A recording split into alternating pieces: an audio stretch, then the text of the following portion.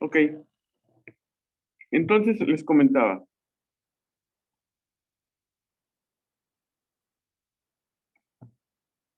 Es la restauración del templo de San Isidro Labrador en Maguellitos, municipio de Alto Tonga, en el estado de Veracruz. La restauración se hizo con recursos del gobierno federal a través de un fondo que se llama Foremova, que es un fondo especial para restauración de monumentos. Una parte del recurso del gobierno del estado y una parte más que puso la comunidad. La parte que puso la comunidad, si bien era la menor, era la de pues, menor cantidad de recursos que nos daban, sí era la de mayor impacto. ¿Por qué? Porque era la que más costaba juntar, no hacia mí, sino entre ellos.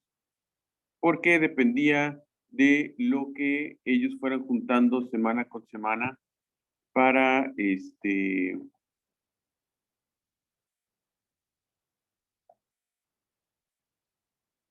para la obra. Entonces les comentaba, es un templo muy sencillo, eh, neoclásico, probablemente por el estilo neogótico de la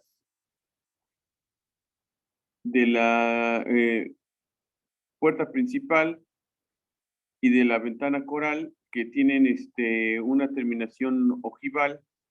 Puede ser que sea de finales del siglo XIX, porque fue cuando se puso de moda esto del neogótico. Vamos a ver que como la Catedral de Jalapa, eh, solamente tiene la base de dos torres, la base, y la torre de la derecha tiene dos cuerpos más un cupulín. Entonces podemos decir que es una fachada sencilla con puerta al centro, ventana coral y torre a la derecha con con dos cuerpos y un cupulín. Aquí está otra vista donde ya se empieza a apreciar lo que es la cúpula y claramente ya en esta imagen podemos ver que hay como unas distorsiones en esto que está aquí y no solamente la distorsión del reticulado, sino que vamos a ver aquí unos escurrimientos que ahorita que veamos más a detalle, les explicaré qué cosa es ese escurrimiento. Aquí es la parte posterior, donde podemos observar que la planta es en forma de cruz latina, en estas partes. Este es el tambor de la cúpula y esta es la cúpula en sí. Esta cúpula termina en una linternilla en la parte superior. Esta es la linternilla. La cúpula que otra vez aquí ya se ven más claros lo que son los escurrimientos que se tienen y que se refieren estos escurrimientos a que está brotando lo que es la base del azulejo. Este azulejo lo pusieron en algún momento, no a la hora de la construcción de toda la iglesia, sino que la pusieron porque tenía filtraciones hacia el interior. Entonces, en una época que todavía no había un sistema de impermeabilizantes comerciales y la cercanía de Maguellitos ya con el estado de Puebla, optaron por ponerle azulejo como un sistema, además de recubrimiento estético, como un sistema de impermeabilización de la cúpula. Aquí hay otro acercamiento. Vean cómo emana de este punto, aquí, esta parte de acá, por acá. Tenemos puntos de emanación y obviamente todo este escurrimiento se debe a la base de asentamiento de lo que es la cúpula. Este es el interior de la cúpula. Se las voy a tratar de dibujar un poco. Aquí podemos ver que es una cúpula, se llama ochavada, porque tiene 8 partes, 8 gajos.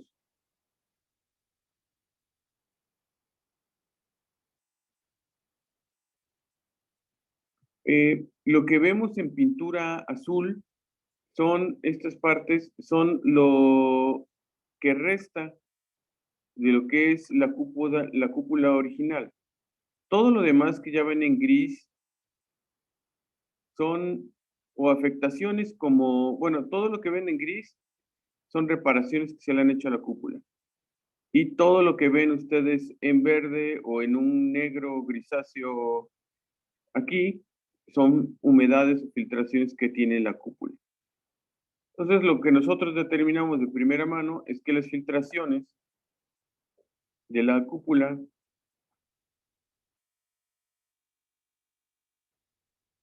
eran en este sector nada más,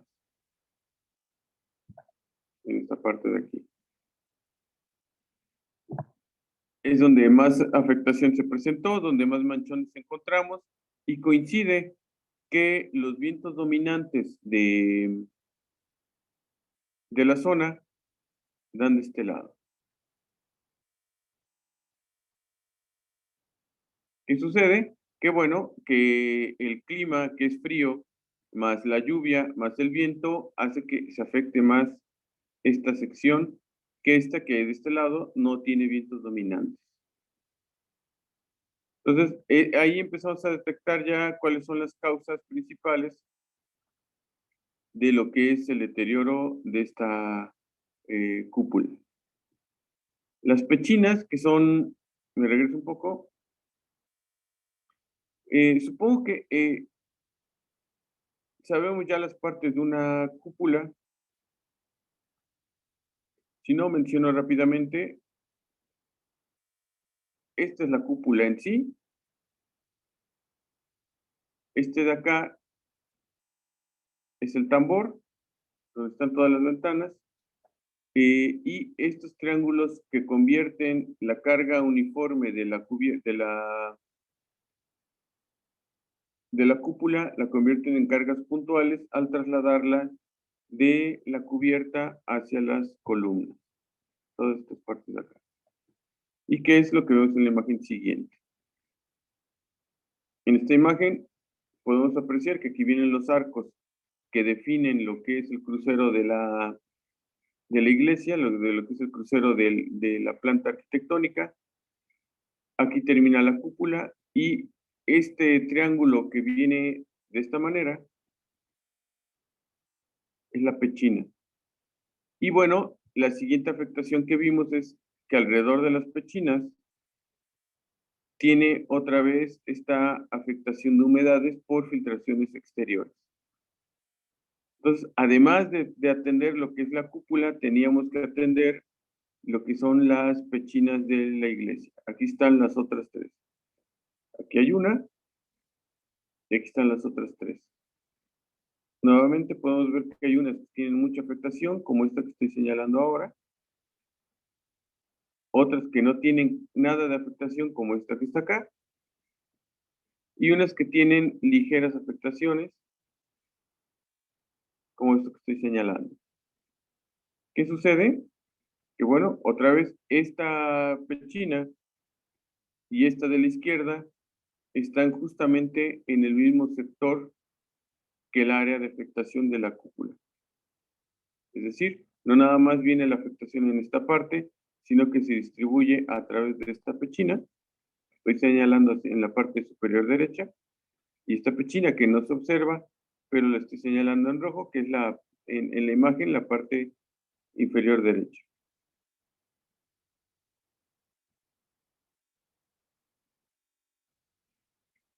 En lo que es la bóveda, ya no la cúpula, la bóveda vamos a tener varios arcos. Estos arcos que se llaman arcos fajones porque literalmente fajan lo que es la cubierta, la bóveda. Es decir, si fuera una bóveda plana, estos arcos serían las traves.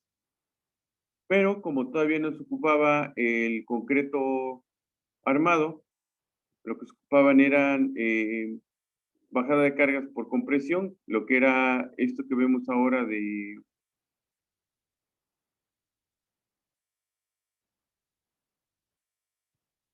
los arcos, y bueno, la bóveda en lo general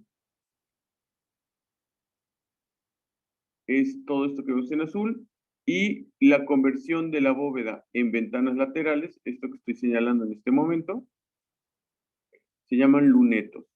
Estos lunetos lo que me permiten es convertir la bóveda en una ventana.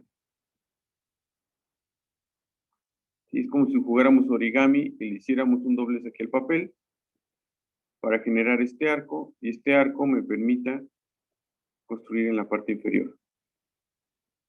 Entonces otra vez les repaso, estos arcos al ser transversales al templo se llaman arcos fajones sobre lo que es la bóveda, y esto es un luneto.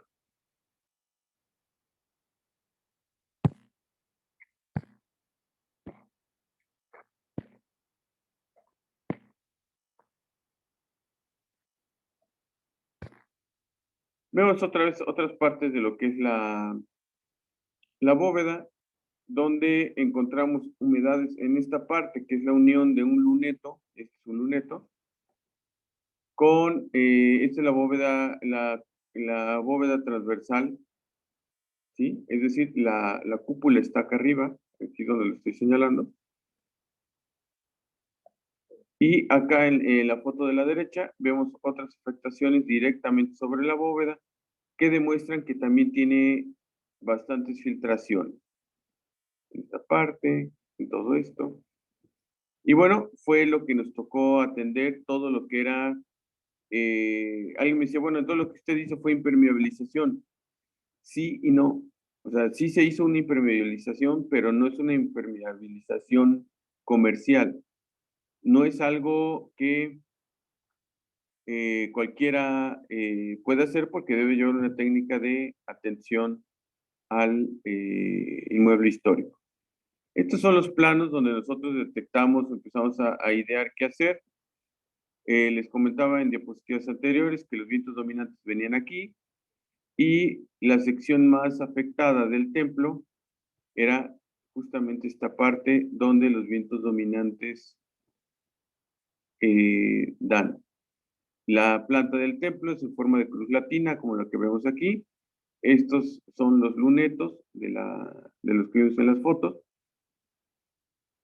Y bueno, el sector más importante a trabajar fue esta sección. ¿Por qué estoy insistiendo en los vientos dominantes como un punto de afectación? Pues muy fácil.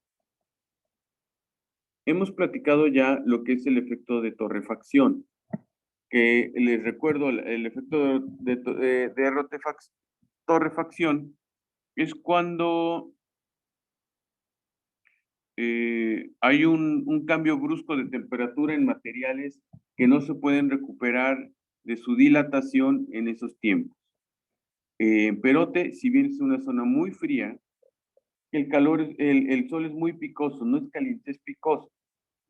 Al tacto, donde da el sol, las cosas se sienten muy calientes porque les está pegando directamente la radiación solar. La presión atmosférica es menor, entonces permite que los rayos del sol puedan pegar de una manera más directa, por decirlo de alguna manera. No es la palabra, pero es la idea, ¿no? Entonces, lo que sucede es que en la cúpula de San Isidro, permítame que se adelantó, acá está. En la cúpula de San Isidro, esta parte pues, está hecha de piedra, recubierta con azulejo, le pega la luz del sol todo el día, y de repente vienen unos vientos dominantes de esta forma, que son vientos muy fríos. Entonces lo que tenía que hacer la bóveda la cúpula en este punto es regresar de la dilatación que el Sol por la radiación diaria se hincha, tener que regresar a un tamaño en frío, por decirlo así, cada vez que le pegaba el viento. Es decir, el tema acá en Magueyito es que de repente el Sol dilata los cuerpos y los vientos, en algunos casos vientos polares, contraen los cuerpos. Entonces, en ese hinchazón de la piedra y de todo el sistema estructural de la cúpula, se hincha, se dilata, se enfría y se contrae y no tiene la capacidad de flexibilidad que le permita este movimiento como algo cotidiano. ¿Y qué es lo que sucede entonces? Bueno, empieza a tener grietas para que la energía de alguna manera se propague a través de la ruptura. Es como cuando se nos cae a lo mejor una caja de lápices o un vaso de vidrio. La fuerza potencial que tiene ese vaso de vidrio que va adquiriendo energía desde, imaginémonos que se nos cae de una mesa, que va adquiriendo una energía dinámica de que se cae de la mesa a que toca el piso. A la hora de tocar el piso, la manera de liberar esa energía el vaso es rompiéndose, ¿sí? Y de esa manera, esa energía desfoga en quebrar el vaso. No tan drástico, no tan grave, no tan marcado, pero es algo similar. Al tener la cúpula hinchada y la necesidad de contraerse por el cambio brusco de temperatura, lo que decide el sistema es empezar a quebrarse para poder aguantar ese ritmo y poder subsistir.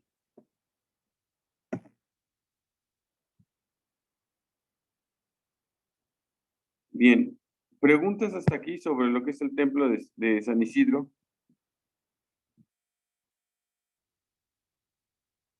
Por mi parte, no, arquitecto. No, Arqui. Muy Yo bien. soy arquitecto. ¿Tú sí? Adelante.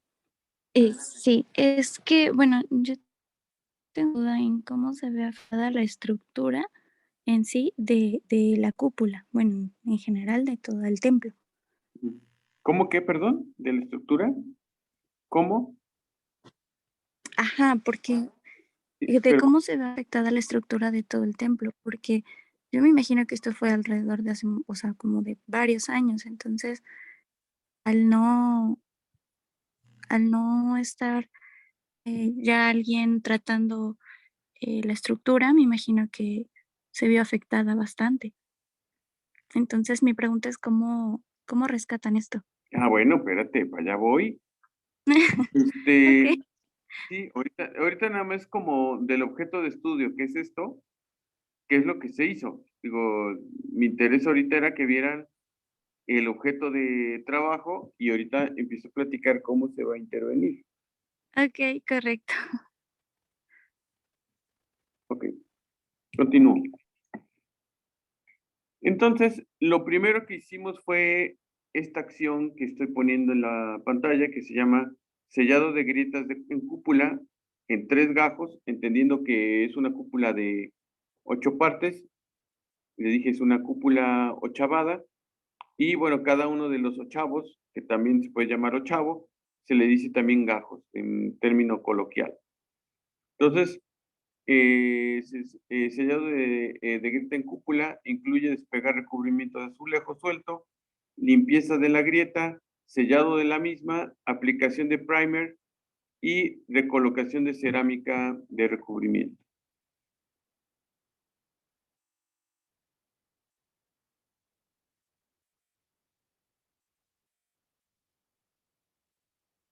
Bueno, nada más que faltaron unos acentos.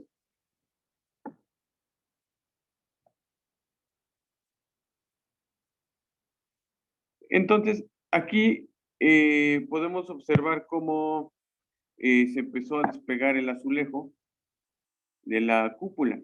El proceso es muy curioso. Creo que viene una diapositiva más adelante. Pero todo esto que estamos viendo que se retiró, no se requirió ninguna herramienta para despegarlo. Es decir, lo único que ocupamos fue empezar a sondear qué material estaba flojo y lo empezamos a retirar con las manos. Lo que hicimos es que la gente que trabajó conmigo subía por esta escalerilla que ya estaba dada. Hicimos estos amarres en la parte superior para cuestiones de seguridad y tendimos las cuerdas para que de ellos de aquí tuvieran su línea de vida, por eso les se afianzaran aquí para los trabajos. Y entonces, bueno, aquí hay un detalle.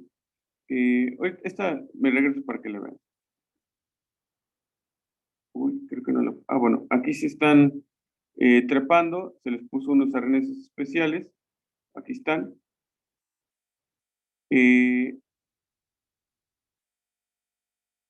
Lo que hacen es que con un martillo de goma se va golpeteando todo esto, se va golpeando, golpeando, golpeando, para ver cuáles están flojos y cuáles no.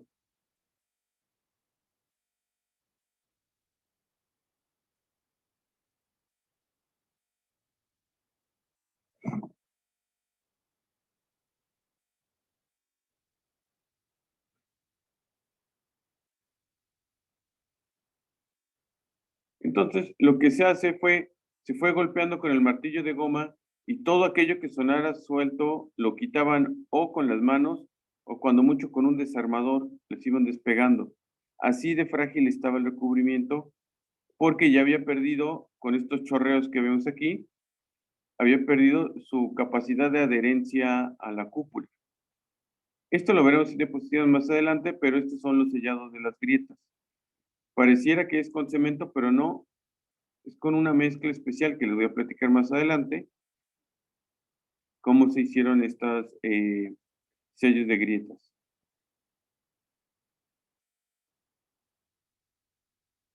Este es todo el material retirado. Algunas piezas las pudimos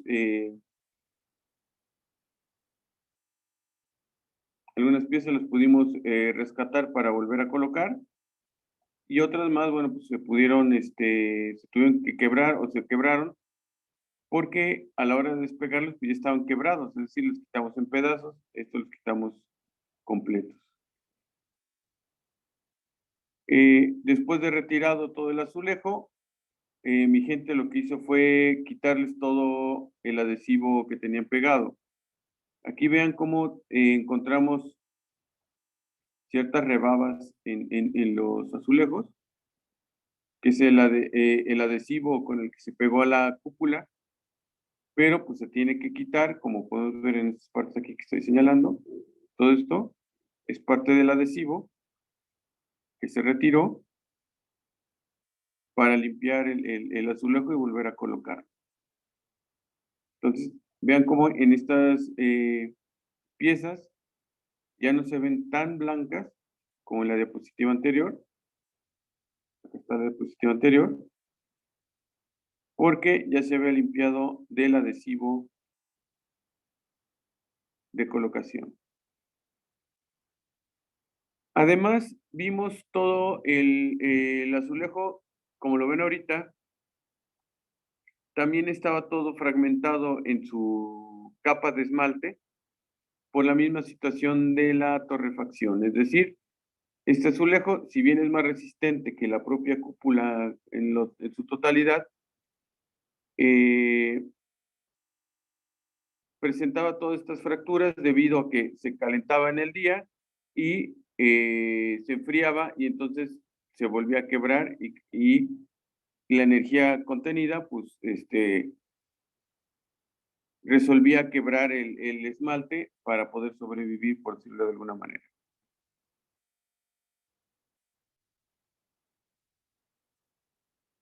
Aquí vean cómo, a pesar de que el cielo está totalmente transparente y hay una gran cantidad de iluminación, mi gente está totalmente abrigada en plena luz del sol por el frío que hacía. Los vientos son muy fríos en esta altura. Mi gente a esta altura está aproximadamente, este nivel son 40 metros del suelo.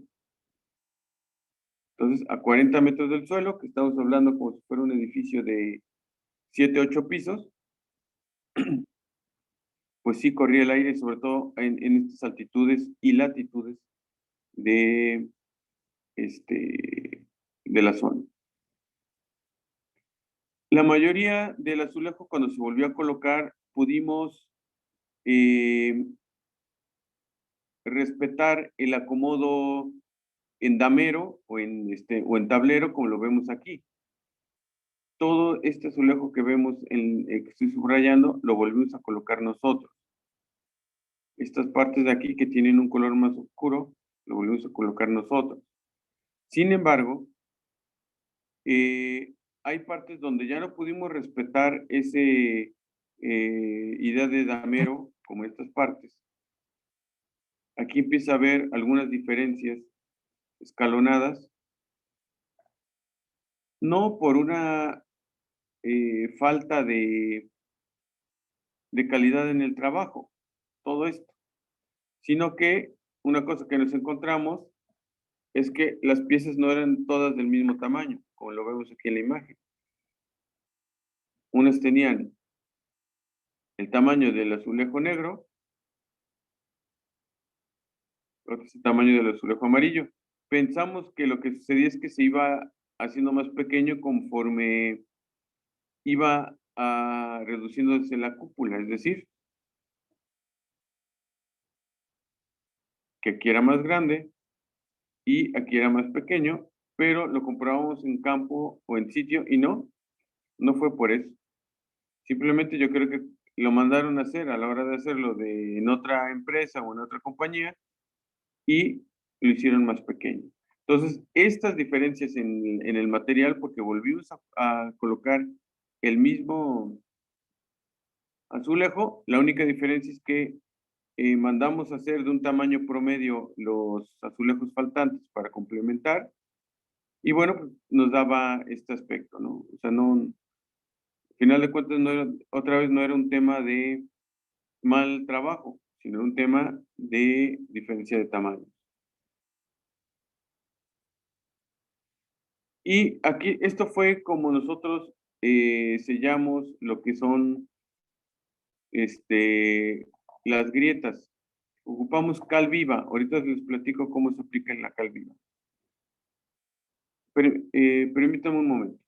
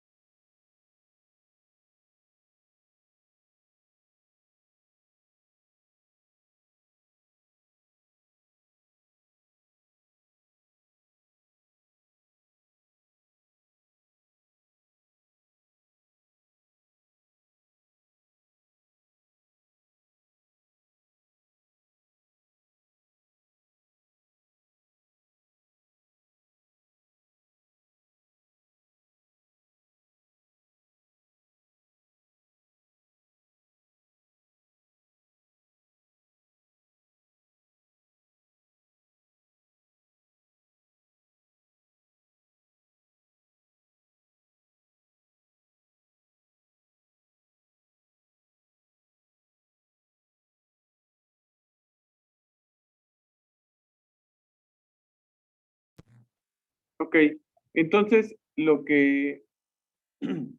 como se hace la cal viva, es que se compra la piedra, la cal en piedra.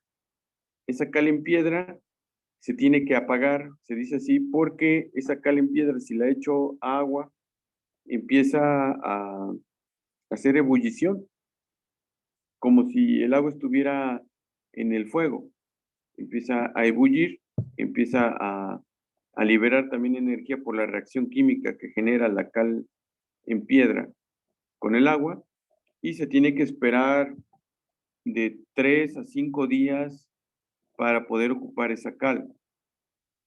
¿Por qué de esa manera? Bueno, porque era la cal que se ocupaba para trabajar estos templos en el siglo XIX. Lo ideal es que la cal tenga un proceso de apagado, que es dejarla en el agua, irla moviendo diario, dejarla como un mes.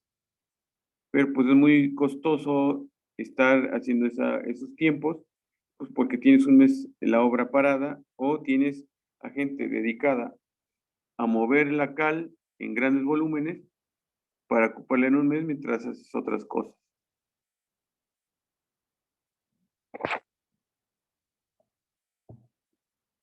Entonces, de esa manera, atendimos todo lo que fueron las fisuras y las grietas que tenía la cúpula. La diferencia de una fisura y una grieta es que la fisura son como ligeros hebras donde se quiebra, y una grieta, bueno, pues ya estamos hablando de una fractura integral, o sea, que llega ya a la piedra y que puede ser que salga hasta del otro lado de la misma cúpula.